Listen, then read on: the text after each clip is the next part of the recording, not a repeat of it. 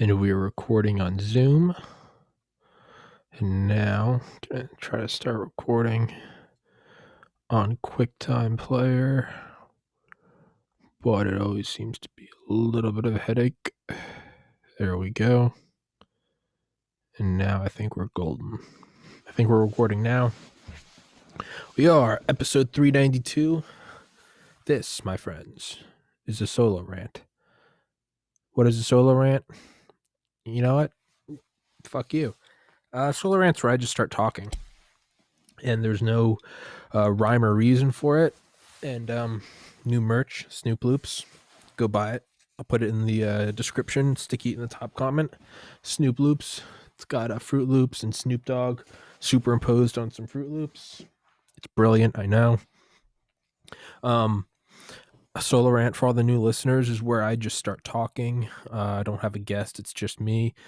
And some solo rants are there's a topic, like maybe about aircraft carriers or the CIA or whatever, World War One.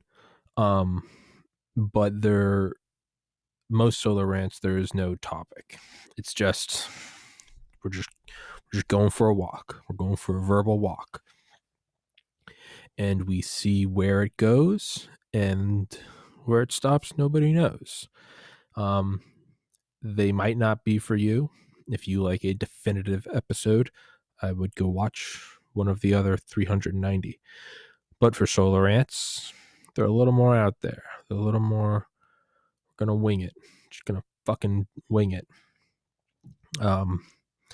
So that being said, it seems like the Biden administration is actually being tough on China, which I'll give credit where credit's due. I didn't see that coming. That was very much of the Manchurian candidate mindset. But it seems like the Biden administration is being tough on China, and fuck it, like I just said, give credit where credit's due. That's awesome. I hope they push further. I hope we build up our Navy more. And I hope we start meeting China on every front throughout the world, economically. Economically, is that the right word? Financially, diplomatically, academically, chemically, biologically, nuclearly, weapons, space. I think Space Force is what we're going to need to develop more. Not that I know what the fuck I'm talking about. I'm sitting here in a Fruit Loops hoodie. I mean, truly, like there couldn't be more of a jackass that doesn't know what he's talking about. But I'm gonna keep talking about it, so go fuck yourself.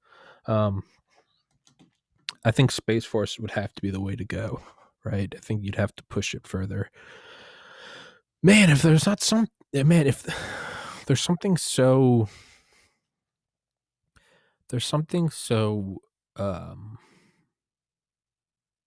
oddly attractive about ICBMs tipped with thermonuclear weapons. I mean, just as a weapon system, I mean, there's nothing above it. I mean, and this is off the top of my head, so I'm probably a lot of it's going to be exaggerated and bullshit, but let's just go with let's look back at the 60s, maybe 50s, 60s, right? We'll look at Command and Control by Eric M. Schlosser. We can look at bunkers in silos in Arkansas, the Damascus incident. But let's look at why LeMay loved those Titan II missiles, right? Because they had a big old 9 megatons on the top. Later, with the introduction of MIRVs, MIRV, multiple independently targeted reentry vehicles. And for the longest time, I always thought a MIRV was like a shotgun, where the ICBM would go up, it'd arc, and then let's say like it's 80 miles over New York when it's coming down, as opposed to one that can be shot down. What you would do is you'd shoot like 10. And so maybe you'd hit each borough, then you'd also hit Lower, Midtown, maybe Central Park, right in Yankee Stadium, right? And the idea was, although it was massive overkill, it's that you couldn't stop it. I did not know, probably until last year, 2020, great year, right?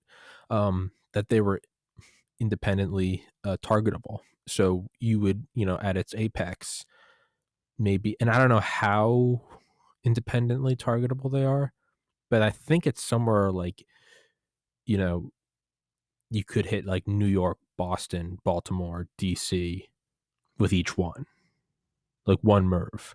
So it's, I don't know if maybe you could hit New York and LA. I have no idea. I don't know anything about the trajectories or when they open up or where the sort of scatter happens. Obviously, you put in decoys, balloons, because zero, when there's no air resistance, they all travel at the same speed. Um, man, I love when I'm fatter, my face just looks rounder. It's so gross. So gross. Just so gross. Just talking about just overweight as I'm just nonchalantly talking about thermonuclear Armageddon. Just a little bit around. Just a little cheeks are a little round. Um, but yeah, so I didn't realize that they were independently targetable. But let's just look at that, right? Let's just so you can shoot instead of the 1.9 megaton, because I think that was the biggest I think that was the biggest production warhead the United States produced. Um, we did Castle Bravo, which was 15 megatons. It was meant to be 6. I don't know what the largest H bomb the United States ever detonated was. I think the largest production was the 9 megaton, meaning it was, it wasn't a one and out. Biggest hydrogen bomb. Yeah, America. Excuse me. That's not America. This is our bomba. The B-53 was a high yield bunker butt. Jesus Christ. The MK B-53 was a high yield bunker buster thermonuclear weapon developed. I mean, can you? Hey, I was right. Oh, this is it. Deployed on the Strategic Air Command bombers LeMay. 1 point for Tommy. The B-53, with a yield of 9 megatons, was the most powerful weapon of the U.S. arsenal after the last of the B-41. Well, what's the B-41? The B.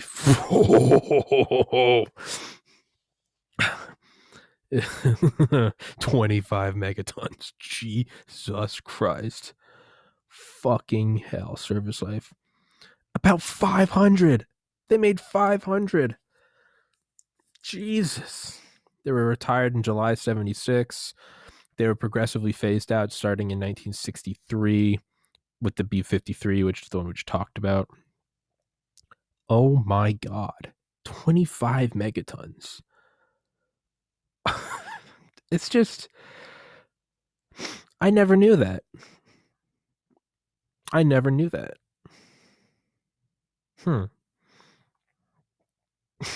Jesus Christ.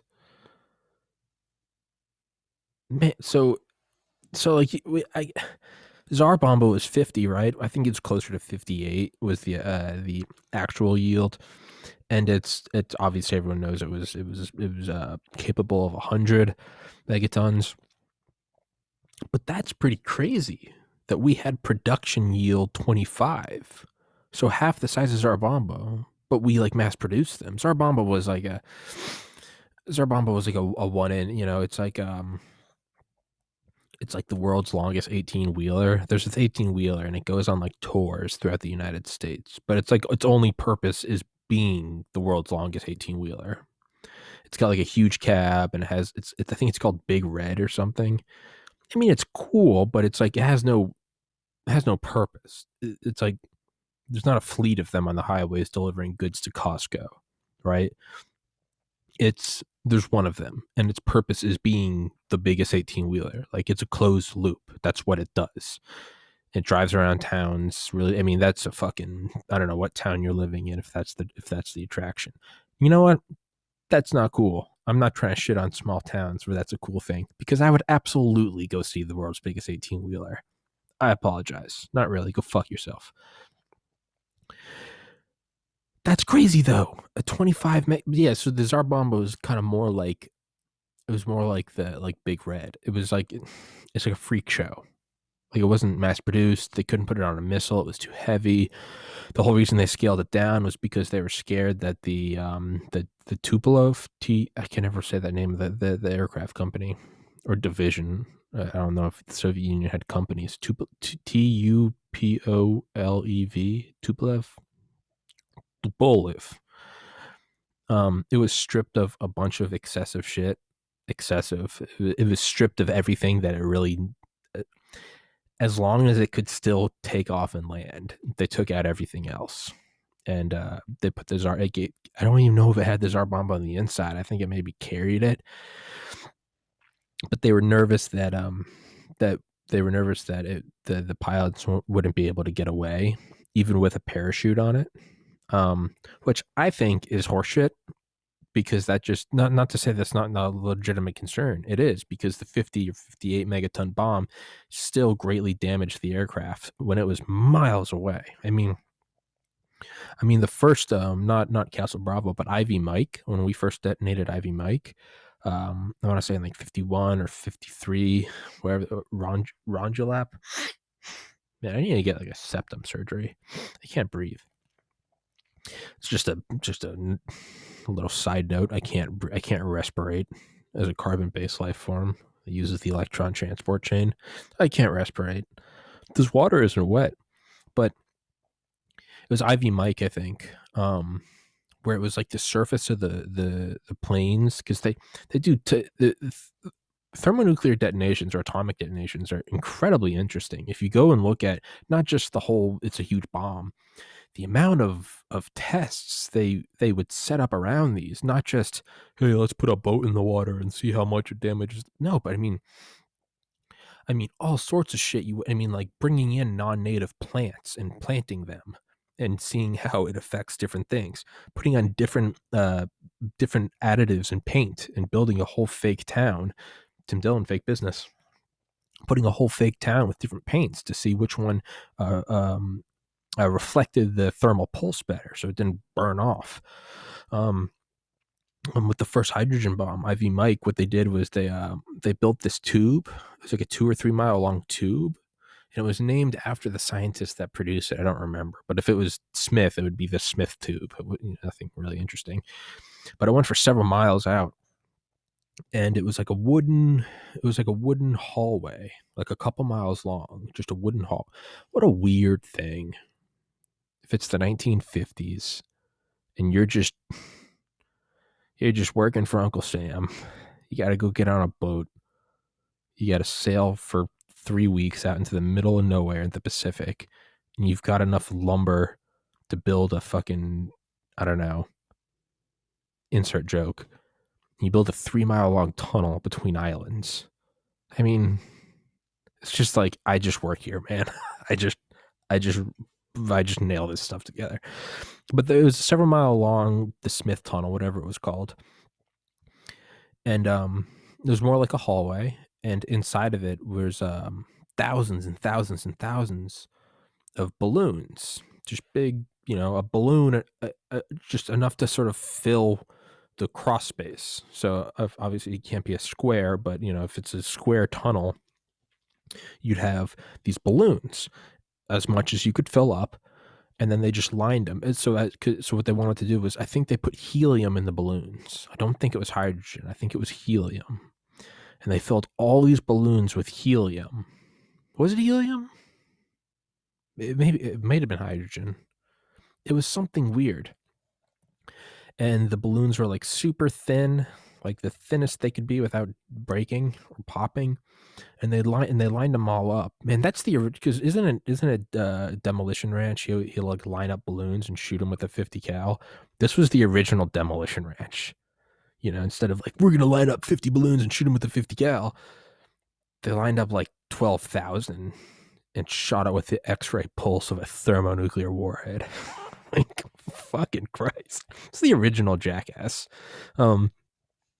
But they filled up these balloons because what they wanted to simulate was, they wanted to get the first light signature coming from the bomb.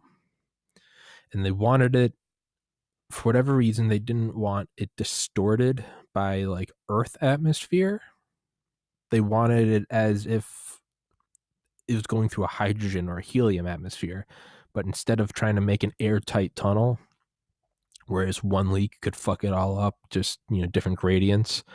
Instead of trying to make an airtight tunnel and filling it all with helium or hydrogen, and then one wrong thing because you're out in the middle of the Pacific. I don't know if you have like a team of expert welders who can make an airtight capsule 3 miles long. Instead of doing that, it was they decrease, I guess. It's actually increasing the number of failure points, but not really, because one of these balloons can pop and it's probably going to have really no effect. You could probably lose 1,000 of them as long as you still have the other 11,000. But the idea was they had this long wooden tunnel filled with like helium or hydrogen, whatever it was. They had all these balloons, and that simulated, it's almost like, I guess going through a vacuum, but they didn't want it to be a vacuum. For whatever reason, they wanted that element. I have no idea why. I don't work for Los Alamos or Livermore. So they filled up this whole thing. And they wanted that first light signature coming out on the other side. Now, mind you, Ivy Mike demolished everything for tens of miles. This wasn't an atomic bomb. Not that those are anything to scoff at.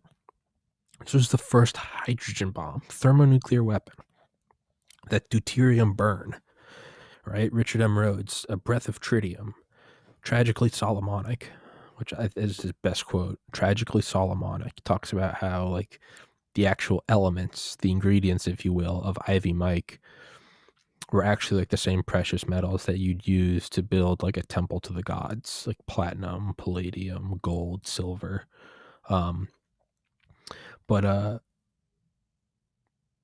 So they wanted that first pulse of light to go through the whole thing, all right? And they wanted, and then on the other side of it, they put all these weird, I think they called them exotic elements, but they're not. I mean, they are, but they aren't. It was like xanthanum, tantalum, Tantulum, all these kind of the weirder ones. Maybe you don't see a lot. And they put those on the other side, and they wanted that first pulse of light to go through all those balloons and hit those.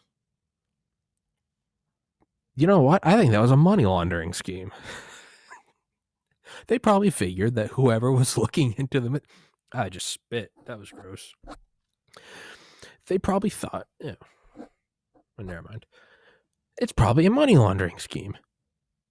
They thought whoever would have looked into it would have probably gotten about as far as I did. And I at least have a biology degree I took some chemistry classes. They were probably relying on the average Joe who didn't grow up with YouTube or Google, the average Joe in like the Government Accountability Office was probably going to look at it, if they could even look at it, because it was all top secret special access programs. They were probably going to look at it and be like, of course, we need the tantalum and the xanthanum and this was a money laundering scheme. That's what this was. We need an entire aircraft carrier full of what should we put timber to build a tunnel with balloons. We need balloons with helium. On the other side is tantalum, xanthanum, unobtainium, vibranium. It was a money laundering scheme. Those bastards. Man, almost 70 years, you could have gotten away with it too if it wasn't for that meddling autist with a podcast. It was a goddamn money laundering scheme. But motherfuckers. But yeah, so the original pulse on that thing, though, the heat pulse. So they have all these boats, all these they're so, it's easy to look at them and be like, they were just blowing up nukes. The amount of equipment and sensors and staging for these things was mind-boggling. Not only that, they did it all top secret as well. And then not only that, you got to think, hydrogen bombs, the explosions are so big, you can't do them out in Nevada. You can't do a hydrogen bomb over the U.S. The shockwave will destroy cities 100 miles away. That might be a little bit of an exaggeration, but you had to do them out in the middle of nowhere. Bikini, well, I think that's where Crossroads was, or maybe Baker. But there's like Rongelap, Kwajalein. I think we maybe did some out at sea as well. Point Nemo. I know that's where we crashed spacecraft. Yeah, it's a gay little swoop I got with my hair coming up. Looks like a geisha fan. I never in a million years would have guessed that Orientals were highly offensive people. I never in a million years. Ashley Shaver BMW. But yeah, it's the amount of tests the amount of things they would do surrounding these hydrogen bombs was just absolutely insane.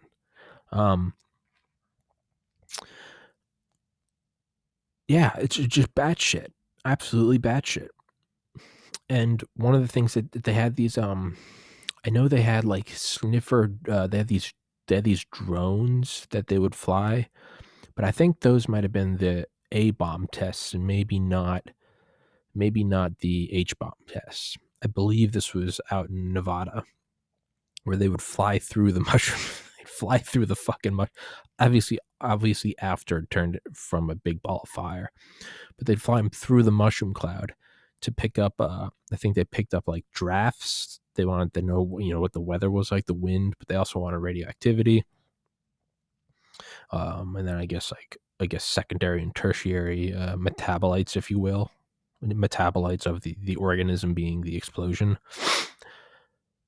But yeah, the point of all of that is they had these planes who, I mean, amongst all the other planes they were using, some of them were just there to measure heat. Even those were at like different concentric circles going out tens of miles.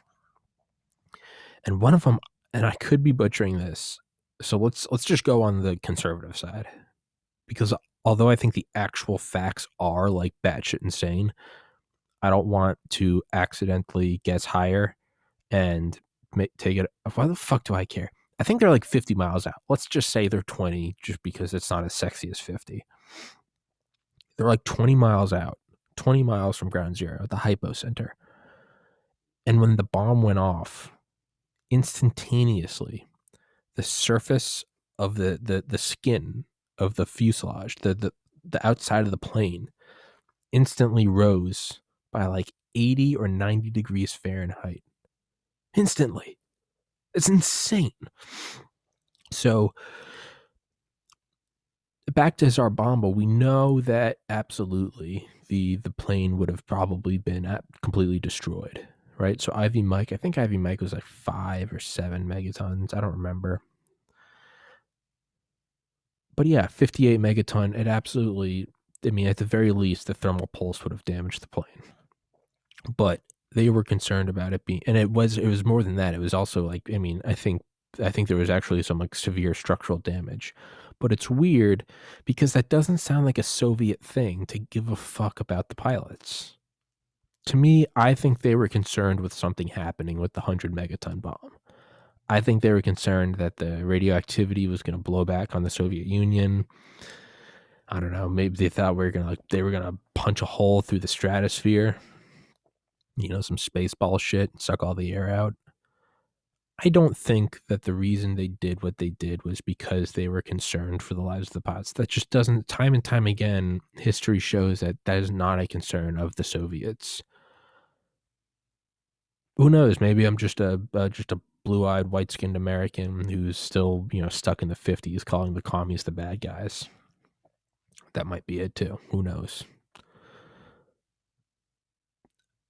Yeah, so it could have been 100. That's crazy. But yeah, so thermonuclear, just the most advanced. I don't really want to talk about it. But it's crazy thinking that we put all these on top of a warhead that's in a nuclear-hardened silo that can launch, get up to Mach 23, split apart. Those come in. You can't stop them. The shotgun approach. They come in. They detonate. Multi-megatons. The thermal pulse burns everything. The shockwave destroys everything.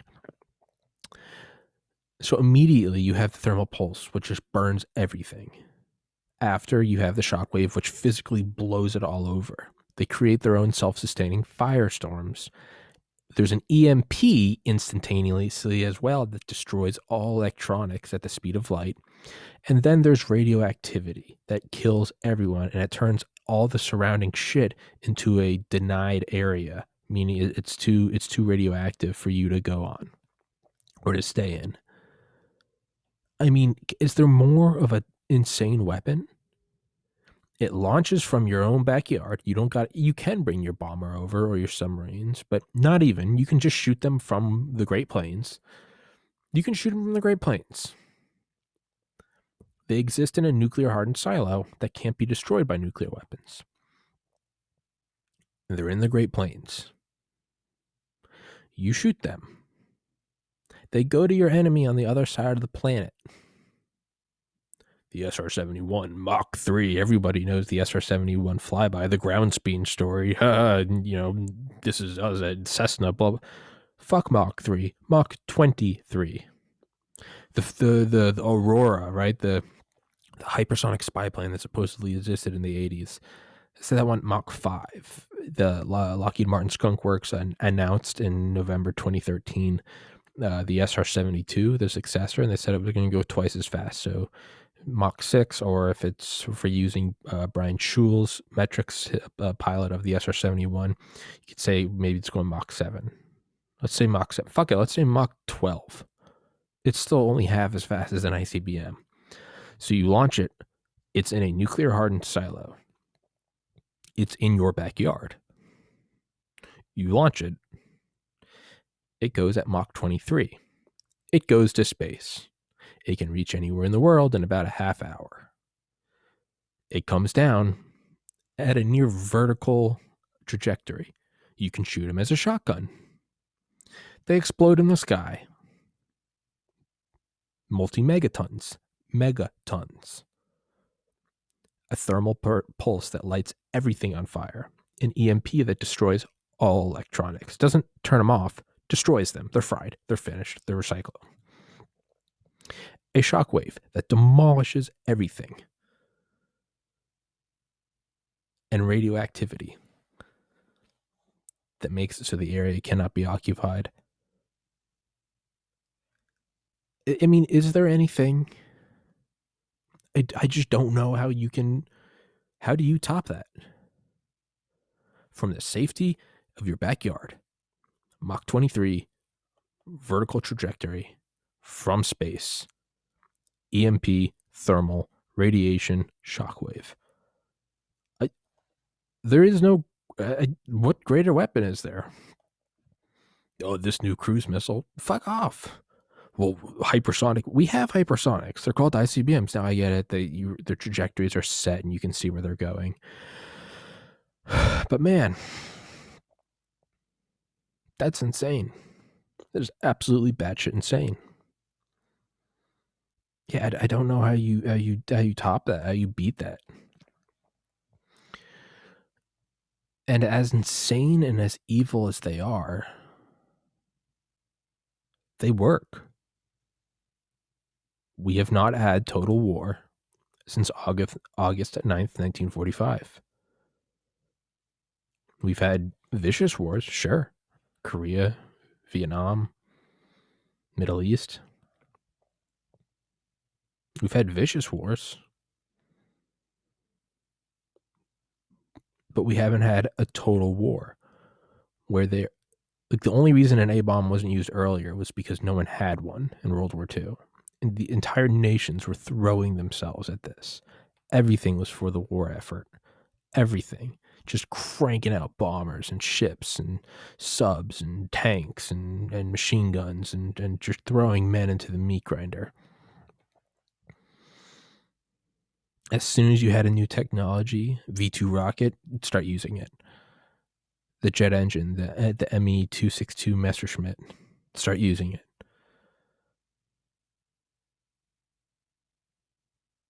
The only reason they didn't use an A-bomb earlier was because they didn't have one. Which is crazy. So, in that sense, thermonuclear weapons have worked. They've prevented total war. And they've worked in a terrifying way. They've worked in an evil way. They're so bad that there's no winning. And it doesn't mean that you can't kill your enemy. It means that you won't survive as well. You can absolutely kill your enemy. The Soviet Union could absolutely kill. They could irrevocably destroy the United States within 30 minutes. It's 4:43 Friday, March 19th, 2020 or 2021, 4:43 p.m. 75% plus of the entire United States population could be dead by 5:13 p.m. if the Soviets, the Russians, the Chicoms, if they wanted to. There's no doubt about that. I mean, we'd shoot down some, but I mean, it doesn't matter. If I throw 10 darts at you full of poison, you can stop 8 of them. But if each dart has the ability to kill an elephant, I mean, it doesn't matter. I can throw 100 at you. You can stop 95 of them. It doesn't matter.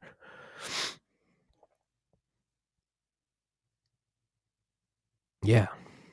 The only way is the very thing that makes them so lethal. I throw 100 darts at you. Even if you stop 95 of them, the only thing that's stopping me is not the idea that maybe you're going to stop 100 of my darts. It's that I know that same thing is coming at me, because the time in between me throwing the darts and them hitting you or you stopping them is enough time for you to throw your 100 darts at me, like one big bundle. Not like 100 individual darts, but like you pick up 100 and throw them. So that's insane.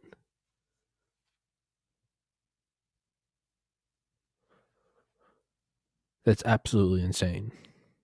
Yeah, the only way they can be stopped is with that. It's their lethality is what stops them, because whatever I'm throwing at you, it's coming back to me. So I can pick up a bundle of 100 of them, throw them at you, and you're going to throw your 100 at me. And I know that I can stop 98 of them on my best possible day. Doesn't matter if one of those darts hits me. Would you say it has VX gas in it? Done. You're dead. I mean, is that what is ensuring peace?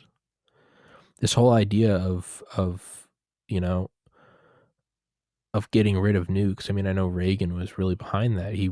Reagan truly believed that there could be a nuclear-free world, and I know he and Gorbachev at the Reykjavik summit tried, but Reagan wanted to keep SDI. Gorbachev wanted only in-lab testing. Reagan was adamant not to do that, and so the whole thing fell through. But I mean, can it be done? Is there a purpose to a nuclear-free world? If no one has nukes, is someone going to get a little uppity and maybe go try to demolish Beijing or New York, knowing that a conventional war is on the horizon that they might be able to win, just like every other conventional war? I think knowing that thermonuclear death coming in at Mach 23 with an EMP, a thermal EMP pulse, a thermal pulse, a shock wave, and radiation is coming back to you. And even if you survive that, you go get in a bunker. I mean, what are you surviving? For what world? What world do you continue to live in? It's no. What is it worth? So it's I now, and I believe it was a U.S. I forget who. It might have been Truman. I don't remember. Maybe it was Oppenheimer. But they said something like, the arms race doesn't make any sense because our 60,000th, I can't speak, our 60,000th nuclear warhead isn't going to make us any safer than our 600th. Like, you want enough to guarantee that you can destroy the enemy and probably the world, but after that, there's no point. I really got to pee. 33:57. Right.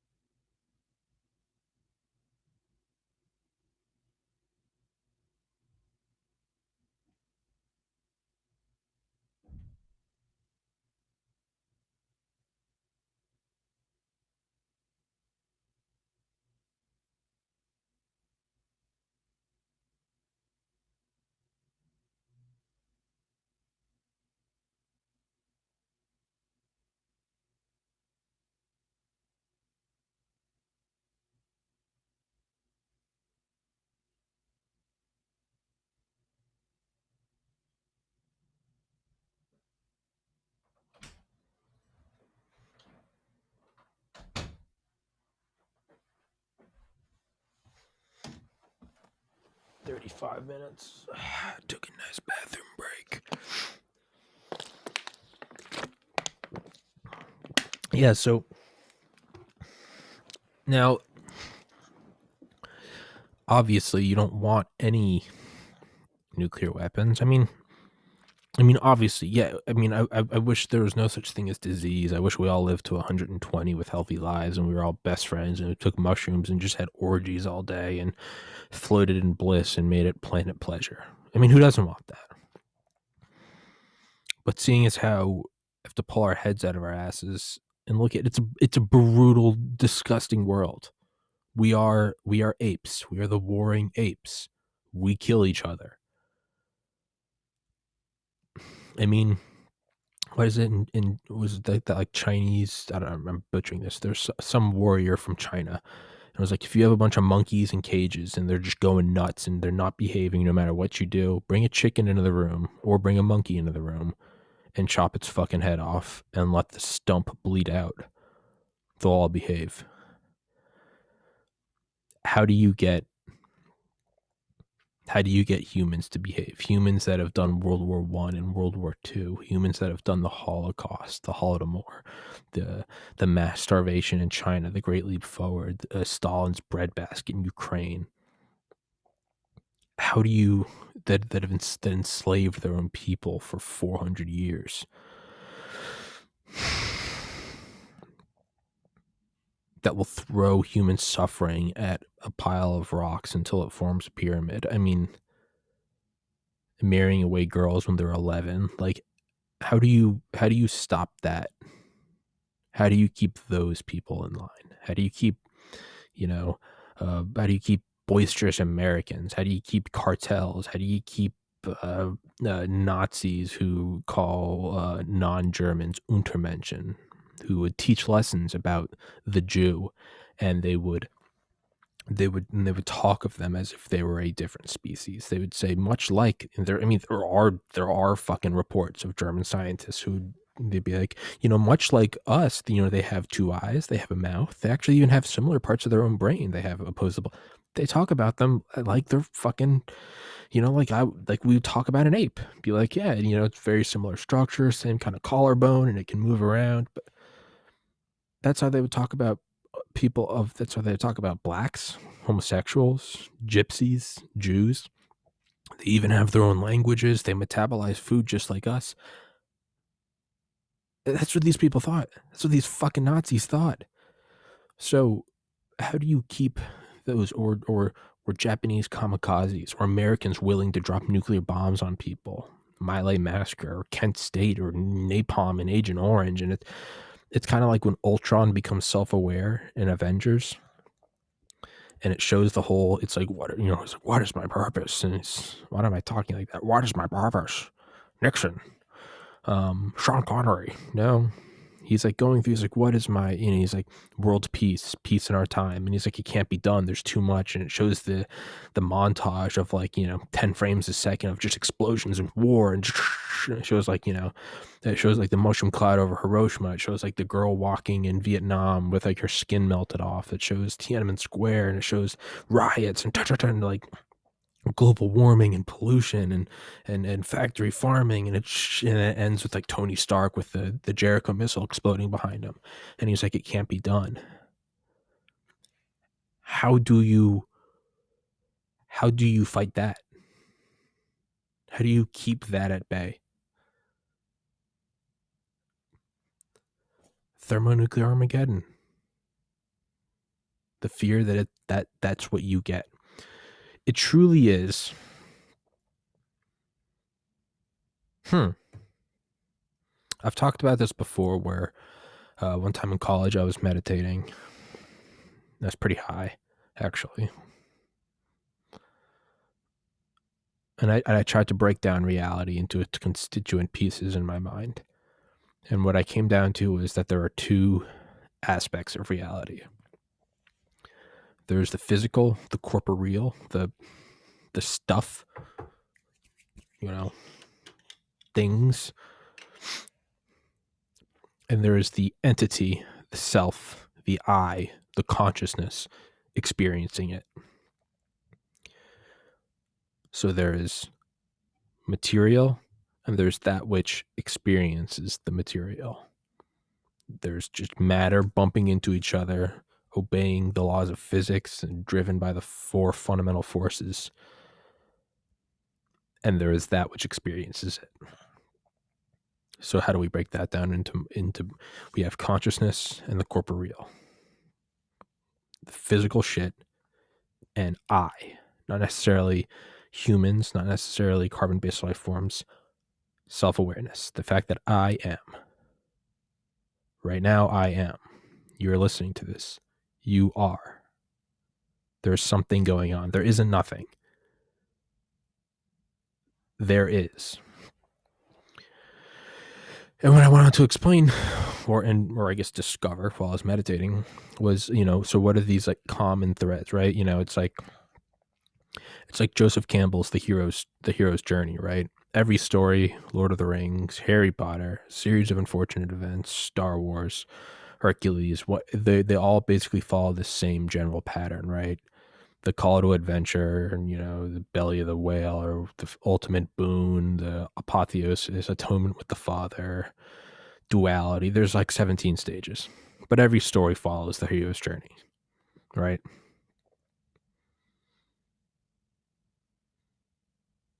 So we have that. Every sports movie, right? You have the bad team, the Mighty Ducks, right? It's the other team. They're from Iceland. They wear all black, right?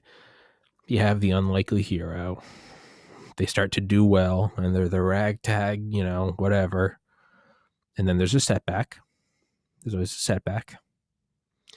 And then they somehow get back together for the big game. Someone always shows up in the stands to watch. Dad, you came. I wouldn't miss it for the world, son. They always get new uniforms. The girl is there. Yeah, right. Right. And then there's always a mentor who comes and is like, I want you to wear, here's my lucky baseball card. I used to put it in my pocket while I played. Thanks, Gramps. No, thank you, son. Right? It's always something like that. All right. And so there's always these tropes, right? Yeah. And then the game always goes back and forth, right? And then there's even like a microcosm. There's always a setback within the game, where it seems like all is lost, right? Yeah. And you know how it goes. Yeah, he gets the girl, blah, blah, blah, blah, blah, blah, blah, blah, blah, blah. So I tried to kind of look for like the tropes, the stereotypes, the archetypes, the caricatures of these two divisions. So just like the hero's journey, you can apply it to every story, right? Lord of the, Frodo or Harry Potter or Luke Skywalker. You can really see it in all of them.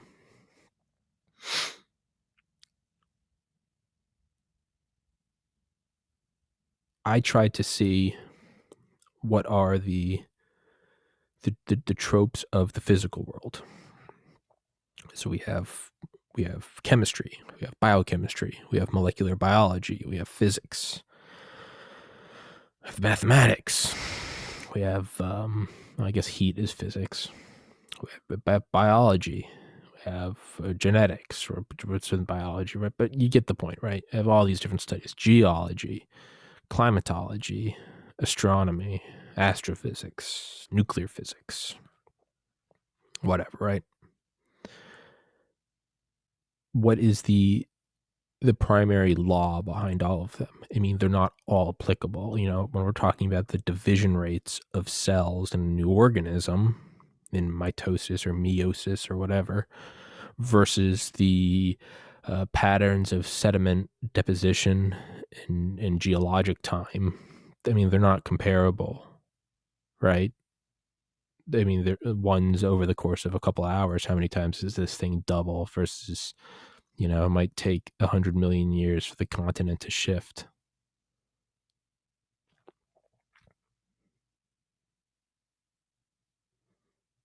So, what are the underlying themes? And to me, what I concluded was that it's very much so. I'm sure you can probably think of, if you think about it yourself, you'll probably come up with the same answer. But if you don't want to think about it, we can. Man, look at this little flap of hair. It's the fuck is that? I just need to just cut it off. Just cut it the fuck off. My hair looks like Lego hair when I put gel in it. It looks like it can just pop off. Mike Pence has Lego hair. You could remove his hair. Fucking someone's gonna kill him, and it's gonna somehow come back to me. And my defense is there. So you, by removing hair, you meant removing the head. God damn it! No, sorry, I was all jacked up on Snoop Loops, but the underlying theme is that for every action, there's an equal and opposite reaction. Right? I mean, you knew that, right? It's the seesaw, the swing. You push it and it comes back. The tide goes in, tide goes out, and nobody knows, right? Bill O'Reilly, right? What goes up must come down, right? It all dies in the fall and it grows in the spring, right? It's right. The lion eats the deer, and the lion dies, and the lion dissolves, and the lion's eaten by the hyenas. The carcass is eaten by the hyenas, and the hyena is shit, and the shit goes into the soil, and the soil, grows plants, and those get deposited, and whatever the soil gets deposited into the river, and the river goes out into the ocean, and and it's nutrients in the ocean, and the plankton eat the nutrients, and the fish eat the plankton, and the birds eat the fish, and then the I don't know, I guess deer aren't carnivore. Who cares? Just say the fucking whatever eats the bird, and then the lion eats the deer. It's the circle of life, right? Mufasa, Scar. Again, hero's journey. It's a closed loop, right? I mean, normal force with gravity, right? It's conserved, right? And then there was some debate for a while that does life violate some of the laws of thermodynamics, and it's no, because although it's increasingly complex as opposed to increasingly disordered, it is offset by its creation of heat.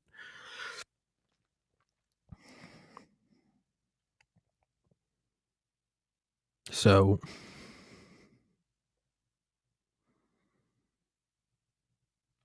there's this underlying theme, right? Equal and opposite reaction. Very good. What's the other half of reality?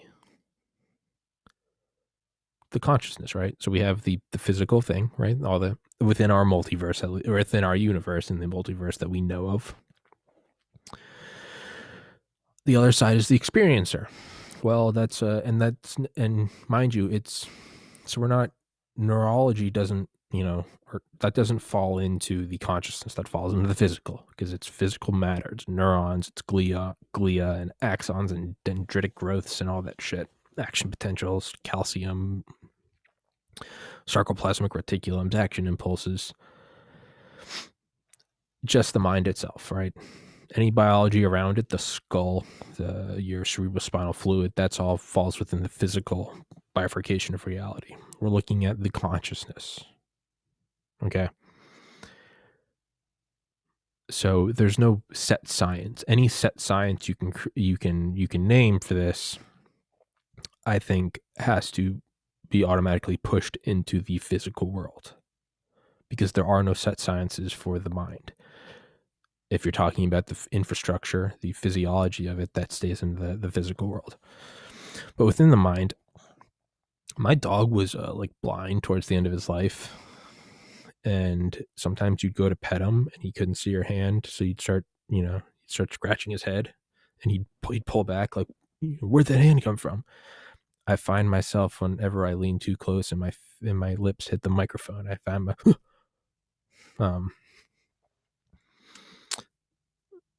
but with the mind, so to me, it's the simplest way is, right, there's life lessons, but really life lessons have all kind of they've kind of calcified and formed their own, like almost like Galapagos Islands, like their own areas of genetic drift and bottleneck, like almost like little eddies, EDY, like magnetic eddies, or in the river, they kind of create their own little offshoots, their own little pools.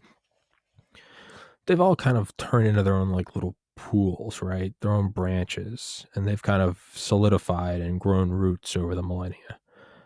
Catholicism, Islam, Buddhism, Hinduism, Judaism, Taoism, whatever, Zoroastrianism, Scientology, even. Fuck it, whatever. And those are all kind of their belief systems, right? Maybe you're not that. Maybe you're into yoga. Maybe you're an atheist and you just believe in, you do what feels right. Whatever it is. Maybe you don't have a set system. Okay, whatever. But they're all these kind of, again, if you were to boil them all down, thou shall not, or, if a man, or, some Confucius teaching. But if you were to just boil all of these down, just like we did with biology, and, what goes up must come down, and the fucking fish and the lion and all that shit. If you were to just boil down all these religions, these belief systems, the centermost, what am I looking? The archetype, the hero's journey type thing, is the golden rule. Now, there's a lot of, it's like you can't believe in. Not a lot of religions have that. You shouldn't believe in any other god, or it's don't be, you're in the world, not of the world. Life after death, blah blah blah blah blah. But what do they all really come down to? And this is a gross generalization, but I would say if you had to take the most middle ground answer for this, it's that the golden rule: do unto others as you would like to have done to yourself, right? You get out what you put in. The last line of the Beatles' last song. And in the end, the love you make is equal to the love you take, or it's the love you take is equal to the love you make, right? So that's an interesting. So if we can, and granted, this is all predicated upon that my splitting and categorization of reality is correct. That there's a physical, and then there's the spirit. There's the corporeal and the conscious. There's the what, and then there's the witness. So this could all be like, it might all be predicated. You could create like this complex theorem of math, but if your basic addition is wrong, where you said 1 + 1 is 3, all of your PhD level studies are going to be based off of a flawed foundation. So this is all based on, is the foundation correct? But let's just take it and run with it.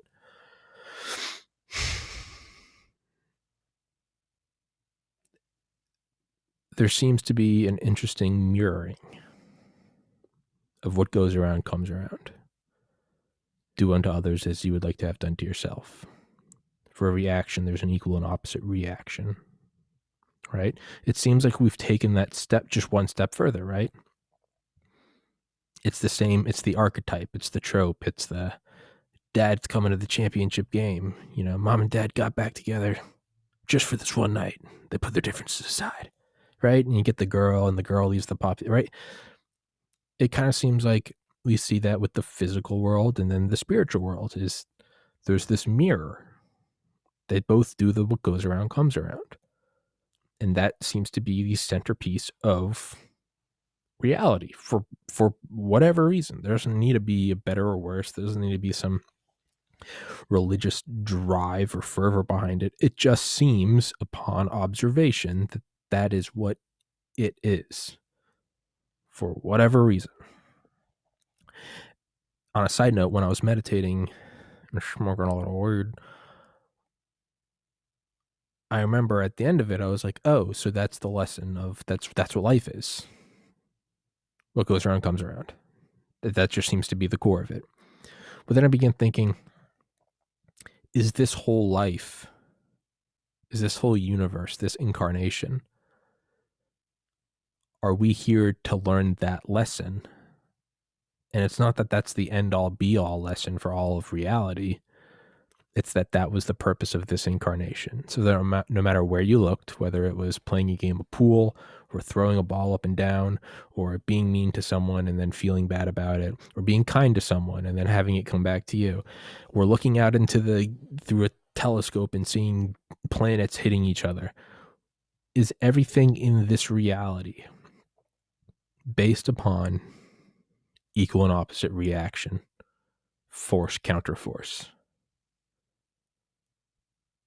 Everything is built on that so that we learn that, right? It's just like how the hero's journey can be dressed up with a million different stories. Is this whole thing, is this whole world, is it just one college course? You know, when you finish a course in whatever biology 1 and you get an A in it and you finish it, you don't finish and then go, now I'm finished with education. No, you're finished with that class. You're still taking 4 of their classes this semester, and you get like 8 semesters of college. So the thing I thought when I was meditating that day in 2013 was, is that the lesson of this universe? Equal and opposite reaction. And it's not, it seems like it's the end. I just did it again where I bumped and jumped back. It seems like it's this overarching, the golden rule. But of course it would seem like that because we're in a universe designed to teach us that lesson. I really do need it. I think I have a deviated septum.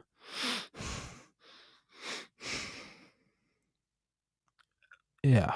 I can see my nose. It's kind of crooked. Interesting.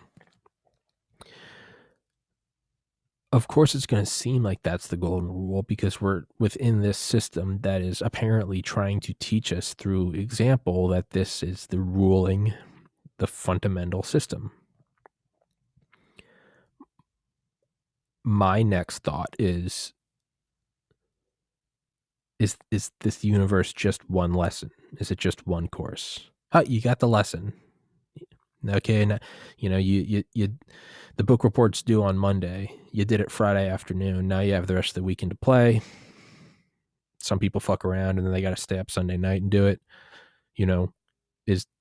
May I be so bold as to say I figured it out, and now do I get to go play for the rest of the weekend? Did I figure it out and I get to just go run around until Monday comes? Monday being death. And there's some beauty in that, or some poetry in that, but not really. Jesus, I've got a fucking inflated ego. But is it just that and it's finished? And if you don't figure it out, you got to take the course again. But now that it's finished, do we die, go into another multiverse with different laws of physics? Or maybe they don't even have physics. It's something else. Who knows? They have some other system. It's not even math. Or maybe they don't even have systems. Maybe it's incomparable to this reality. There's nothing to compare it to. So what Terence McKenna says about DMT. No words can describe it because nothing from that reality exists in this reality and vice versa. So is this reality, do we just have one? And that's the thing is, and then we get to the next multiverse and there's another lesson to learn. And we just do this, maybe we're doing it forever. We're in training to be gods. We live through 100 trillion lives and then we finally garner enough wisdom to become a deity. Who the fuck knows? I don't. Go buy this hoodie, support my podcast. But that being said, it makes sense then, right? That we find that golden rule even in thermonuclear weapons. Mutual assured destruction. It all comes back. If you don't fire your missile, no missile will be fired back at you. If you do fire it, it will be.